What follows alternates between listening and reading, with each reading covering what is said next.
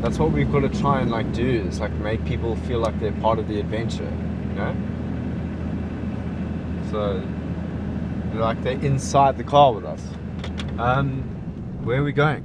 We're going to Plettenberg Bay. It's myself, Luke in the back, and Liam behind the lens. And we've just organized 1 or 2 meetings on the first day of 19 days, it seems, or the whole of December, to explore corridors of conservation and how do we preserve biodiversity in one of the biggest and most diverse corridors in the world, Eden to Addo. Watch out.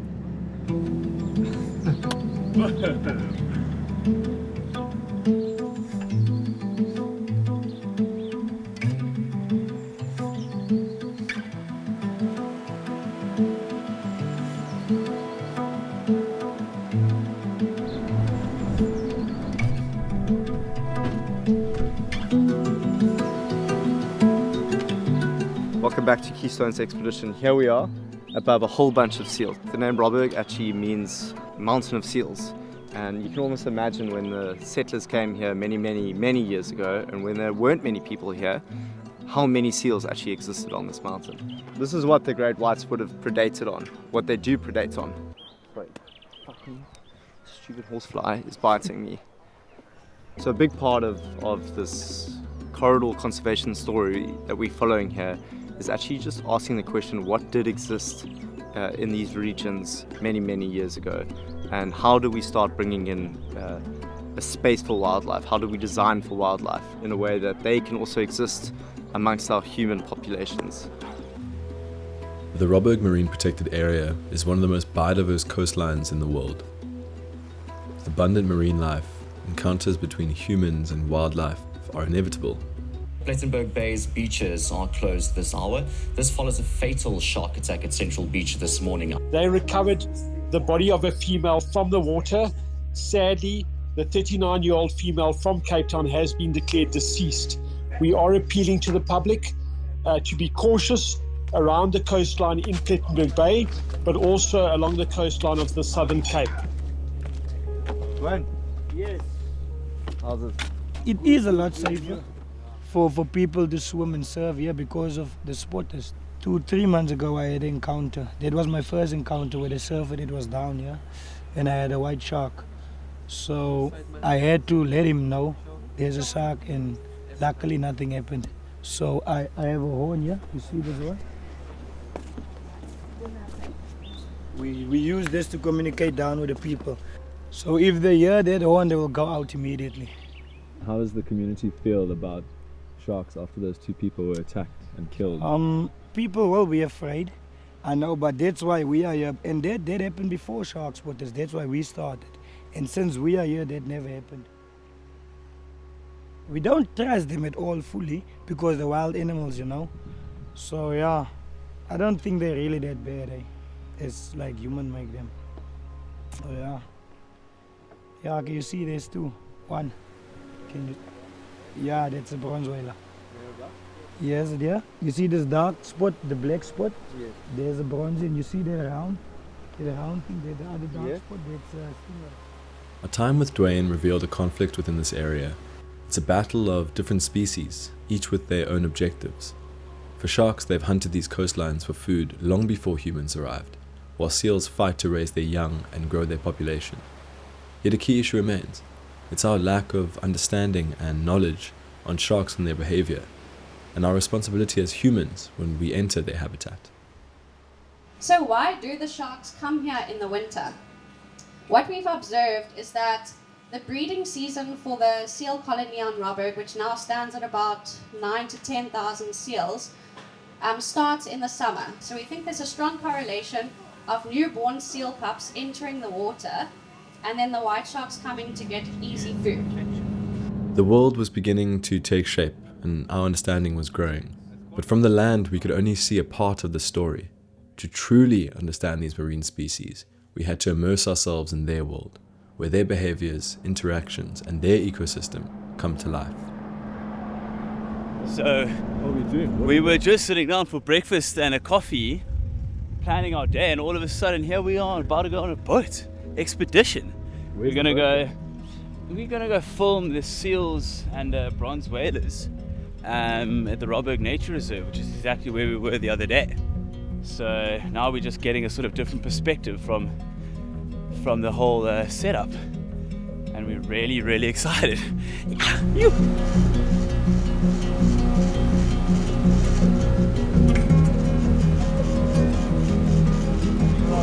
Oh, check that buffalo.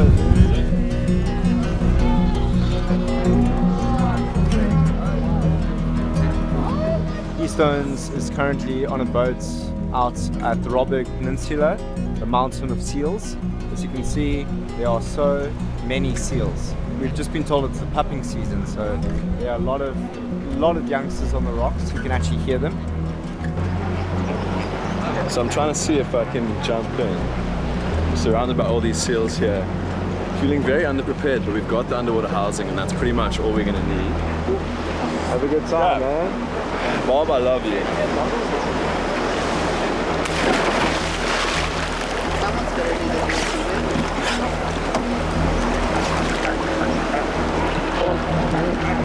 Oh, wow!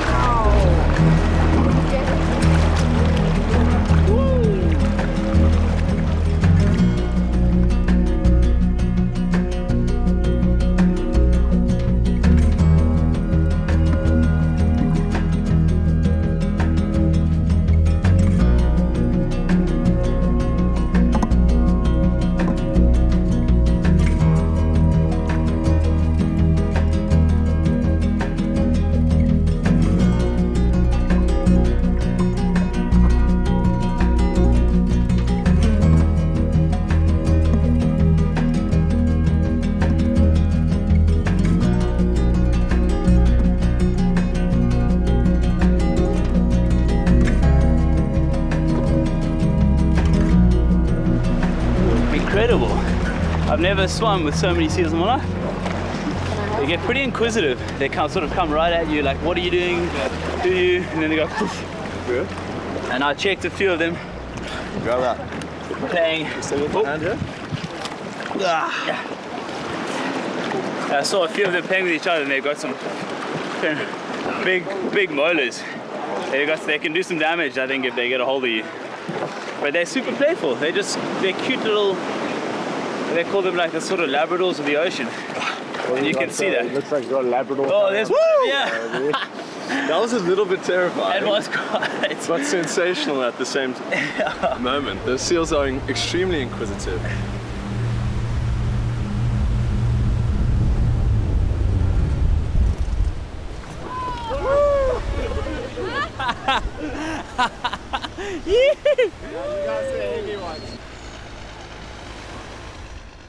You looked a bit foreign out there, Samba. Were you out of your comfort zone there? Or? Me out there? Yeah. Dude, like, real talk? Did you get a bit freaked out when the seal touched you? I did actually. When that seal came up and like touched me on my fingers, I was like, yes, wow, that gave me like I got a fright, put it that way. And do you know what I would do sometimes to just like get them away from me? Like sometimes is I'll just start kicking my feet like this. It's going like this, like to them, you know? I don't know how else to protect myself, but to just go like this. So they're like little dogs. They look like they come right up to you as if they want to play with you, and then they go, "Oh, we're actually over you." Thank God, because it looks like they're gonna like nail you in the face. But yeah, good time. All right. Good time.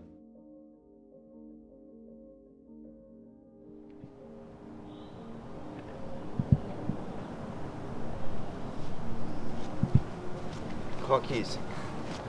Can't go anywhere without car keys, bro. As Keystones rolls back into place, boom, blue skies. So we're now gonna go meet Mel now, and Mel now is a researcher and scientist around marine ecosystems across the Plettenberg Bay region. And the reason why we're meeting up with Mel is to better understand marine ecology and the way in which sharks and whales might move across this ocean.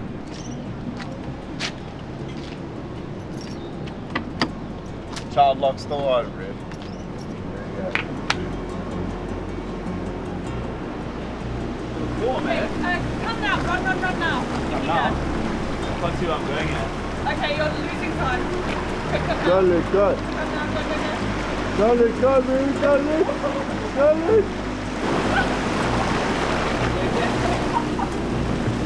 Come out of there. It's trying to be nice. You go look for a shark there or what, Bruce? Go look for a shark. You're gonna look for a shark. Our journey within this marine ecosystem was as raw as it was exhilarating. Keystones Expedition isn't just about studying ecosystems, it's about living them. By first immersing ourselves, we build a deeper understanding and relationship before turning to those who know them best. We have such diverse areas coming from deep ocean, shallow rocky reefs, estuaries, which are often breeding grounds for all these species, a forest right next to the ocean. It's a very unique place to be. I think we have a really special corridor here along the garden route, starting at Robberg, which is a marine protected area, and for me, my work ending in Nature's Valley, which is on the border of the Tsitsikamma Marine Protected Area, the oldest one in South Africa. It's provided a lot of space and time for all the species in our bay to rejuvenate and grow and become healthy and be able to reproduce here. The great white sharks, they play such an important role, keeping trophic cascades in place, keeping prey populations under wraps, fish stocks balancing. Sharks can really be used as an indicator of the health of an area. Taking away an apex predator can just cause a complete imbalance in the systems that are already in place. Unfortunately, the MPAs, both of them actually now are open to fishing practices. I mean, one of the most heartbreaking things for me to witness in this area is how some fishermen have complete disrespect or disregard for sharks in the area. I've seen hundreds and hundreds of dead sharks. And if we come into Plettenberg Bay and try to get a snapshot of what's been happening here, there has been a series of negative interactions with great white sharks and humans. Over the past 20 years, and the most recent one being in 2022, where we actually had 2 fatal attacks within 3 months of each other. The white sharks actually have seemed to be going down in terms of sightings. We haven't had many sightings since 2022, and the big question now lies, is the white shark population facing a massive decrease with this new threat of the killer whales, or are they just shifting their distribution? Are they cruising to other places in the country, or even not in the country at all?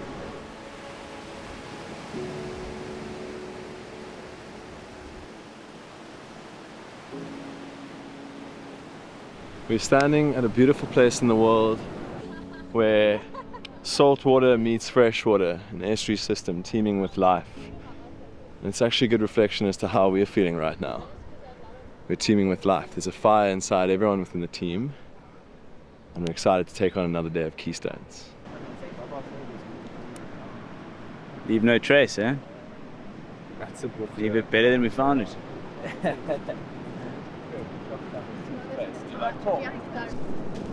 Well, that's fine. We did Enrico's for coffee. Coffee and breakfast. So how are we feeling?